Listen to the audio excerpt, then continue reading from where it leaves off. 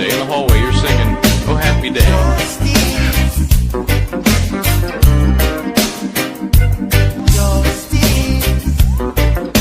One word prayer.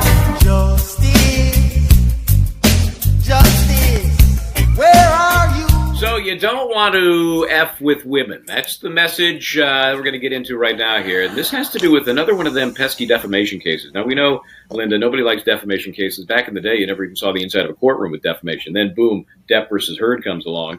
And now it's like the case du jour. So there's another case. It's going to be coming up in the early part of 2024. That is Brian Warner. And you're going, who? Brian Warner? Yeah. Against Evan Rachel Wood. Brian Warner is Marilyn Manson. I would have stuck with Brian Warner, but hey. So the lawsuit basically, Linda, is that Ms. Evan Rachel Wood said all kinds of things about Marilyn Manson, sexually attacking her, assaulting her, drugging her.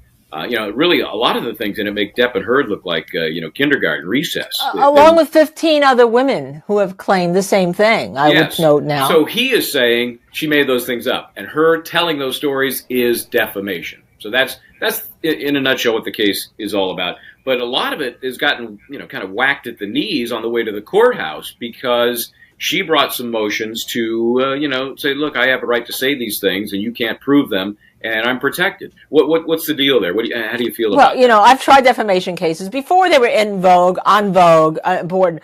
They're fabulous cases to try. Let me tell you this. The judge did whack it at the knees because she has a right to say these things. You want to talk about First Amendment? If somebody rapes you, assaults you, and does anything to you, you have a right to say it. And, the famous case in the news right now is Trump, right? Versus E. Jean Carroll.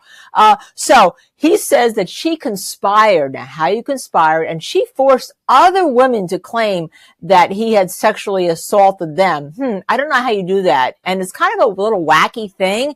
He said she got other people to be FBI agents, Michael, and consider that perhaps their lives were in danger if they didn't implicate him in being an assaulter, an abuser, like, who was the person that just went to jail? Harvey Weinstein, remember him? Oh, okay.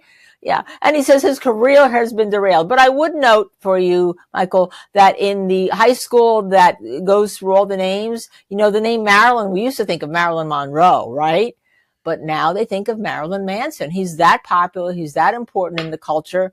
And so we'll see. Remember, it all depends on a jury if he gets there. Well, let's we have a little bit of her testifying in front of Congress talking about some of the issues she had, again, with Marilyn Manson. Evan Rachel Wood. There are two specific instances of sexual assault and violence I've experienced that really stick out in my mind. In fact, they are burned into my brain, branded there for life, a mental scar that I feel every day.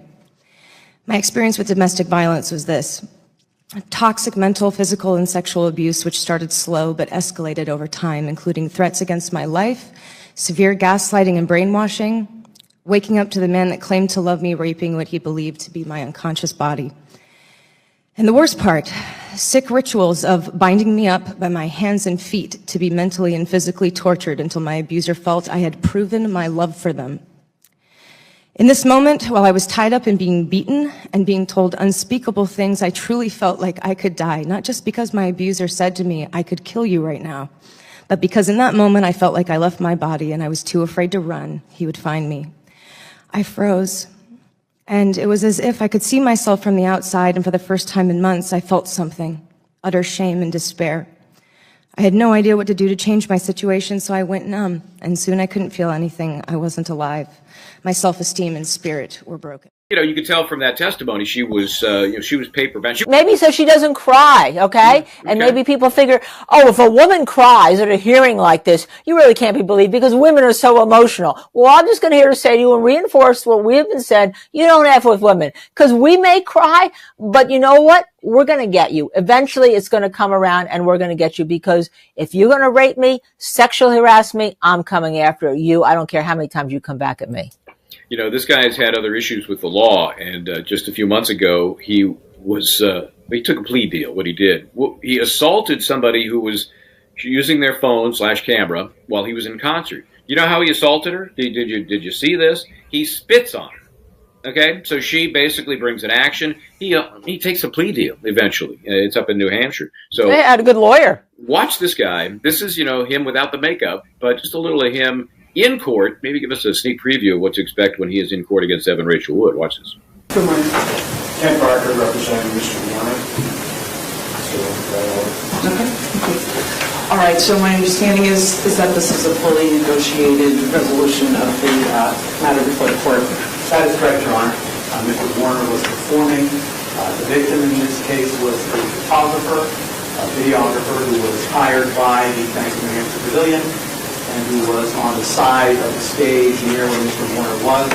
He was performing a song, and during that song, at one point he approached the camera and looked into the lens and he spit at the camera. The state's position is that she had not consented to that. For him to spit on me and blow his nose on me was the most disgusting thing a human being has ever done. What plea do you wish to enter at this time?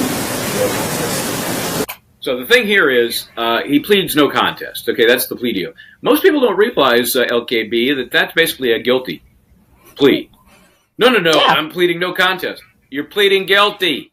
You're pleading no contest because they have the goods against you. Now, sometimes we call it in a more serious situation an Alford plea. But when you're in like a municipality, you're in like a disorderly persons type of plea.